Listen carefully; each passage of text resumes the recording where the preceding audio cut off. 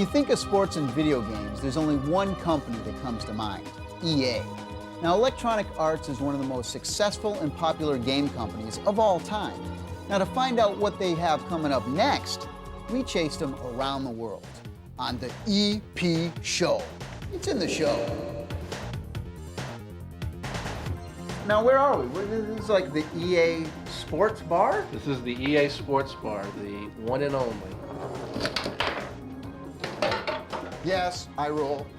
Ho-ho! Now, EA has rewritten the book on sports games in the video game industry. I mean, hands down, the first thing that pops into people's mind when you think of EA is the sports game. What's the biggest seller? Would it be Madden football? It would be, although FIFA Soccer is a close second. Yeah. And NHL Hockey and NBA Live are nipping on their heels. Right. But Madden, which has been around in one form or another for over 10 years, is well over 10 million units in its lifetime now. It's a great day for Electronic Arts Canada today. We're about to pour the first footing for our new building. In the early days of our company, we worked on educational titles, simulation, action products, and we found that we really had probably more core competencies in sports. If you yell out, "I want an EA hockey game," we will give you one. I want an EA hockey game. Yell it. I want an EA hockey game. From your diaphragm, come on. I want an EA hockey game. All right. All of our sports titles this fall, FIFA, NBA Live, NHL, they're all 3D effects compatible. So I mean, it's great frame rate, huge resolution. The games are getting so realistic nowadays. And every chance of a flowing game of football today. And action. I really think that at this time in Vancouver, we did a really, really good job because all the contracts, they put a grass like a normal pitch. When you see the results after on the computer, on the screen, it's just amazing to see. Would you trade me a donut for an EA Sports t-shirt? Yeah, for sure. How many donuts do you want? We went for a whole new view. You know, this year the product has a much lower camera angle. The players are bigger. The motion capture is all new. Tons of frames of animation. But what we really tried to shoot for was the great gameplay. You guys have been working their butts off for the last 2 weeks to get this game out. How many people have been sleeping here lately? Everybody? Everybody, yeah. How many polygons per character do you guys run in? Well, there's several different sizes of characters depending on how close they are to the camera. Right. But the highest polygon count's around 300. What do you want for Christmas? An EA t-shirt. The players have got a lot of detail in their faces, and you can go in and you can edit them. Oh, wow. So we have different nationalities. So we have Eurasian, African, North American. Hey, buddy, you're going the wrong way. Jeff Gordon's in there, Terry Labonte, Bobby Labonte, Rusty Wallace, all the big drivers are there with all the big tracks, Talladega, Michigan, Atlanta. 17 tracks, you're saying? The green flag is out. And Cody, boy, are we tired. Very tired. Tired. Too tired. If you juggle for me, I will give you the FIFA 97. Uh-oh. Get it! The Ducks got it! The Duck got it! I'm gonna need you to speak into the shoe here. This is Shaq Shoe. Yeah! March Madness 98. March Madness 98. And it's all about college basketball. College basketball at its best. 1, 2, 3!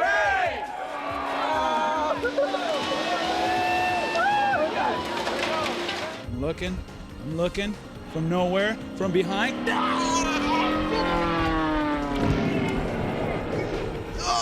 is the harshest foul! Do you play no spinnies? You can do whatever you want. Okay, cool.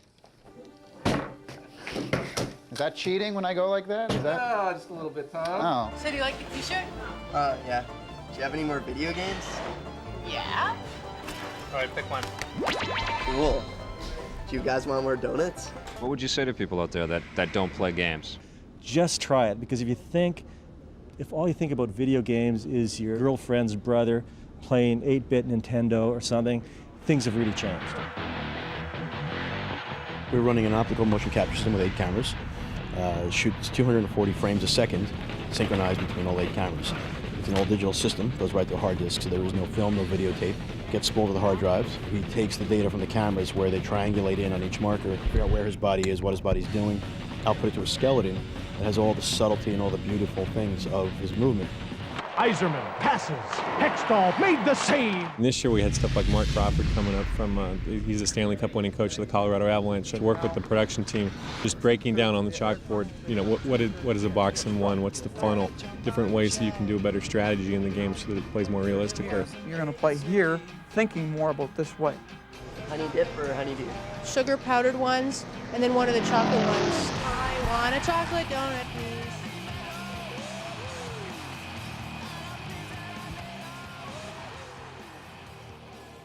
Okay, everyone, come on, let's put down those donuts. 1 and a 2.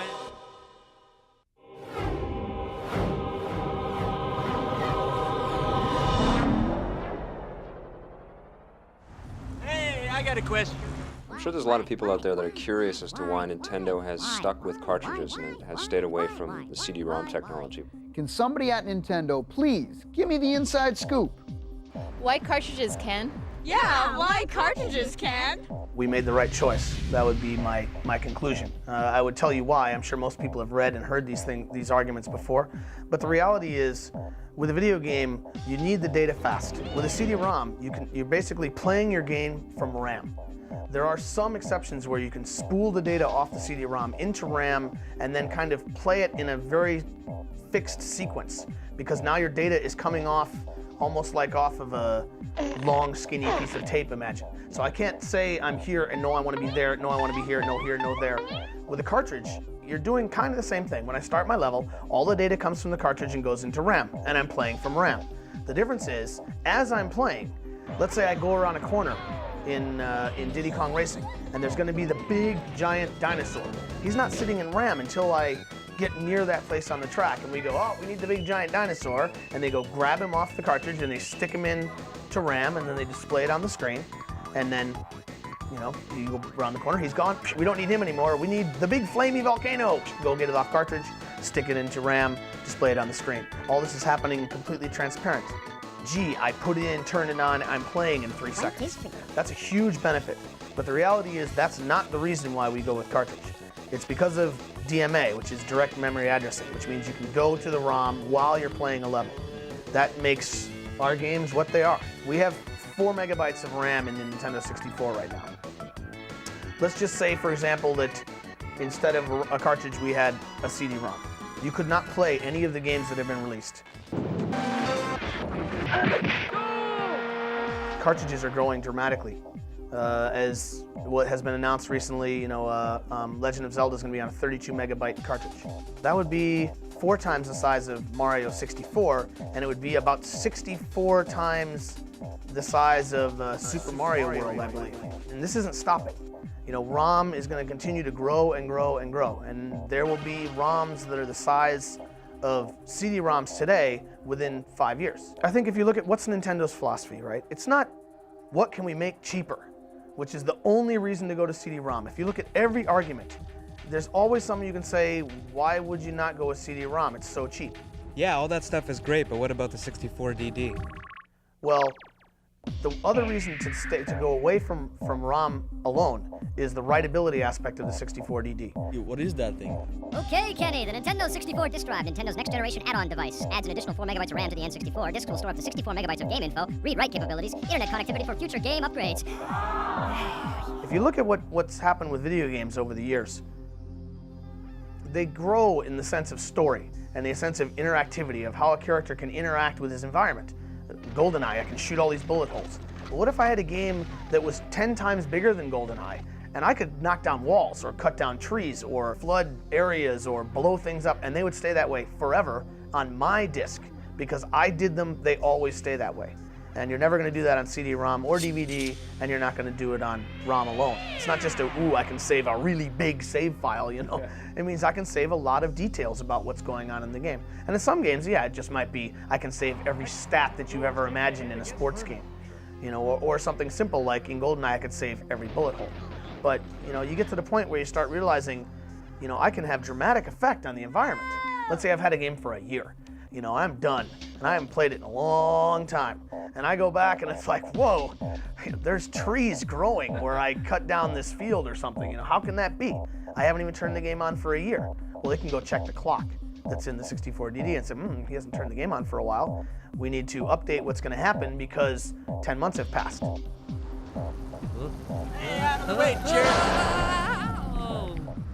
Ouch! EP. It's a full contact show.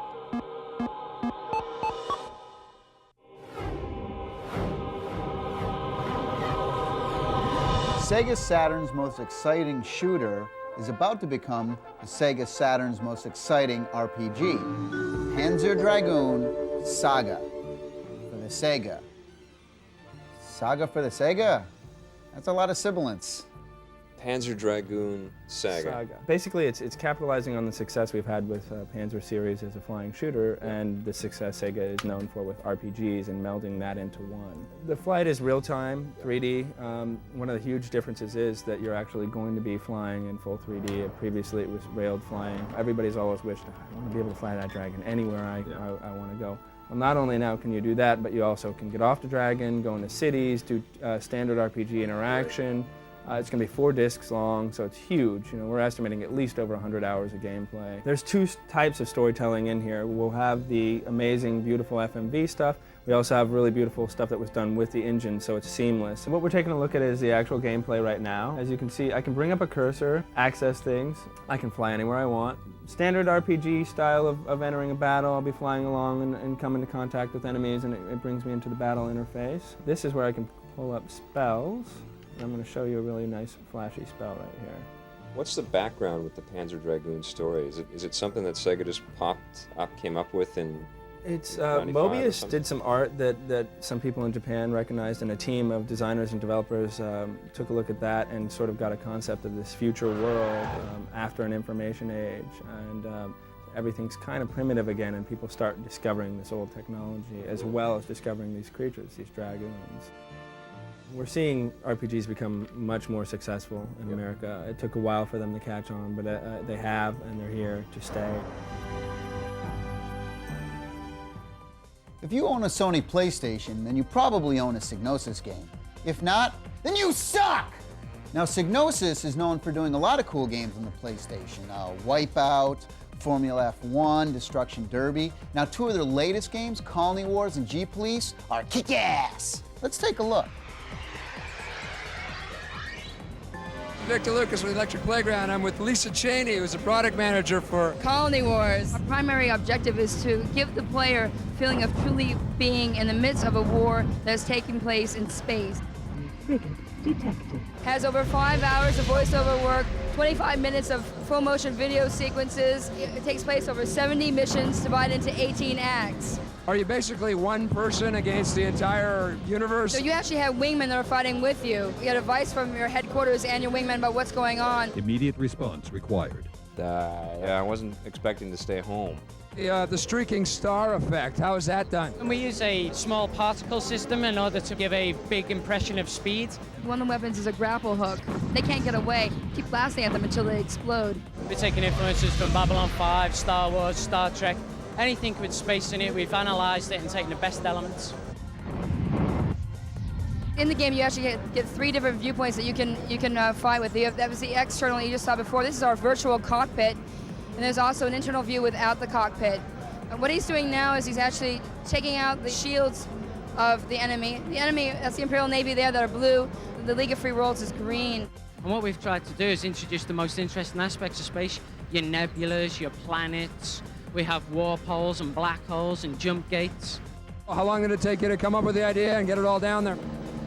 We began Colony Wars about 16 months ago. We went through about a 3-month design phase, and then it's been a rolling design which has evolved as the game has been produced. I'd flown these babies on Mars during the war, and they were past their prime even then. We're going to see games get closer and closer to reality in the next few years, and I can see that GP spearheads the way in that. Good work. Let me just change to £1,000 bomb. This is, occasionally you've got to level buildings. There you go. This is what I mean by the game being realistic and film it. As you're probably aware, internal affairs are now investigating us, so no foul-ups, no heroics, and definitely no friendly fire incidents. I mean, Blade Runner's sort of vision of the future is the perfect one, as far as I'm concerned. It really is the benchmark for a good-looking game. So we thought, right, we'll go for that. We'll make sure the city's quite dense. There's a lot of stuff going around. Blade Runner was a good influence as well. What do you think the secret is to getting more people to play games? Do a good game. I mean, a lot of games before was aimed at a low age group, but Sony have pushed the age range up a bit to sort of mid-20s and upwards. So, you know, it's getting a lot more popular with a lot more people. He's owned by the corporation Krakow, and there's a virus in his control systems that's making him shoot the bystanders. I've actually started shooting him, so he's having a go at me now. What I can do, I'll use the electronic pulse paralyzer. So let's fire a few infrared missiles. Let's fire a few hypervelocity missiles. And bang, he's gone. G-Police is so filmic and so realistic. For the first time, we're able to play the hero in your very own action film. You have your ideal, then you try and turn that ideal into a game. And all the while, you're having to pull things back, you're having to take things out. The computers are getting so very powerful now, with the accelerated cards, the power is immense, that we can actually start delivering the games as we intended them. What you've just witnessed is a taste of what we call the EP zone.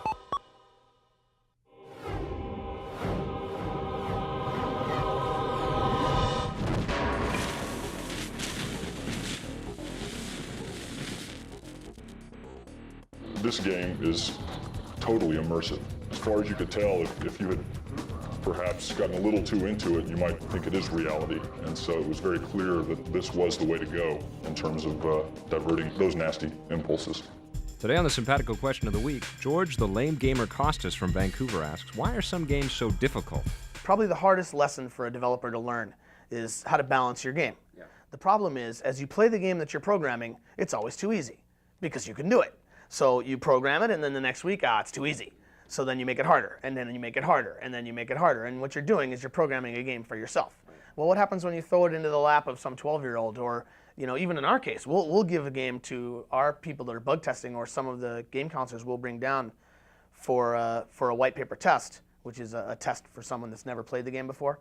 And it's impossible, you know. So drilling this into the developers' minds is a big part of what we try and do. Hey, to send us your questions, all you have to do is check out our website at ep.simpatico.ca.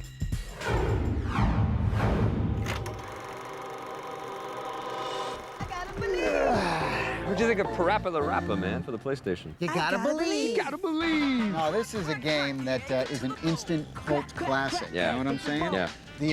This is a real innovative game. The look of it, I gotta be honest with you. I love the flat characters walking around. You know, Parappa in Japanese means paper thin. I gotta admit, the first time I put this game in, I'm like, what is this crap? Yeah. But it is, what is it? Rappa the Rapper. That's what I used to call it, Crapper the Rapper. No, after about the first 30 seconds, yeah, you just fall into it, and you gotta love it. It's all about timing. You gotta hit the buttons and controls at the proper time, and you get in sync with the rhythm of the music that's throughout the game, which you is got all... the kick, punch, kick, punch. Oh, yeah. In the rain or in the snow. In the rain or in the snow. Got the funky flow. Come on, we really got to go. In the rain or in the snow, you got to funky flow. You know, it's excellent. He's really good at it. So it's not something you're going to pick up unless you are a musician. The cut scenes, yeah, hilarious. Yeah. The best one is when they all got to go to the bathroom.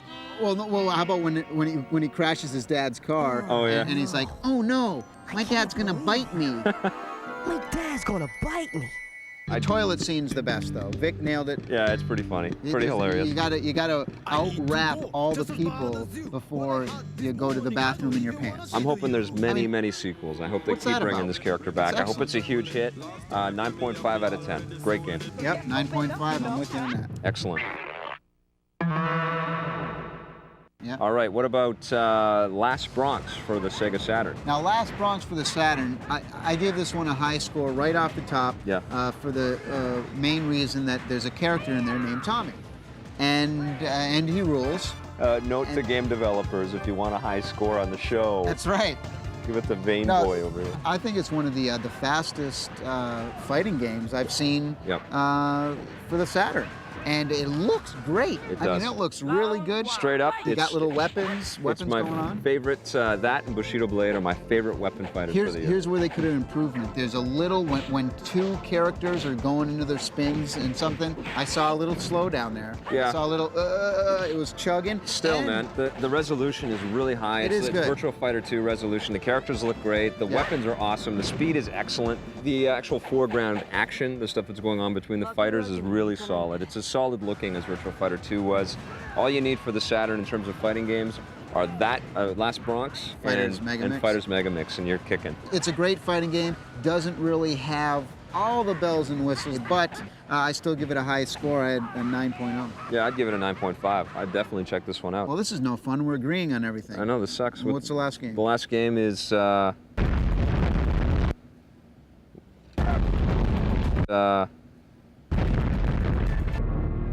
Mass Destruction. Oh! For the Sony PlayStation. Guess we won't be agreeing on everything then. Come on, this is a PlayStation game. Yeah. Okay, I know the game is simple, and I've talked before about how I like simple games. Yeah. If you're going to be simple like that, it's got to be graphically beautiful to me. Jazz it up. And I look at a game like Nuclear Strike. It's no Nuclear Strike. It's not even Return Fire for the 3DO, which it kind of looks like in some ways. Graphics are a bit poor. Yeah. But still, you get tons of power-ups, you get a cool tank, you get the turret control, so you can be driving in one direction and shooting in another. I couldn't even play it with the analog controller or the digital. Well, at least you can use the analog controller. One analog controller handles the movement, the other one is the turrets. Once you get it down, it's pretty cool. Sounds lame. Graphics aren't that great, but it's fun. There's lots of stuff to blow up, and you wouldn't think that in a game called Mass Destruction. I'd give it 7 out of 10. 7 out of 10? Yeah, what would you give it? I'm a 6.2 on this puppy. 6.2? Yeah. That's okay. Yeah. That's a fair score. Do you want to go back to sleep there? Yeah. You a bit tired? No. No? All right. You gotta believe what you want to do when you come. You gotta believe what you want to do when you come. You gotta believe. Tommy Doo, thanks for coming by. What? Thanks for coming by. I'm doing this. I don't want to do that. What'd you do that for? Production assistance for the Electric Playground was provided by Nintendo of Canada and Heat.net.